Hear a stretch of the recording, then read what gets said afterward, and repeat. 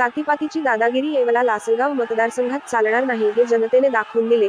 छगन भुजबळ येवला लासलगाव मतदारसंघातील नागरिकांनी जातीपातीच्या राजकारणाला थारा न देता विकासाच्या बाजूने कौल दिला आहे. तसेच विकासाला आड येणाऱ्यांना येवला लासलगाव मतदारसंघातील जनतेने चांगलाच धडा शिकवला आहे. त्यामुळे हा विजय येवला मतदारसंघातील नागरिकांच्या कष्टाचा आणि घामाचा विजय असून मी सर्व मतदारांचे मनापासून आभार मानतो असे प्रतिपादन मंत्री छगन भुजबळ यांनी केले आहे. येवला लासलगाव विधानसभा मतदारसंघातून 26,400 मतांनी विजय झाल्यानंतर येवला संपर्क कार्यालय परिसरात ढोल ताशांचा गजर, गुलाल उधळत, फटाक्यांची आतषबाजी करत एकमेकांना पेढे भरवत जल्लोष साजरा केला.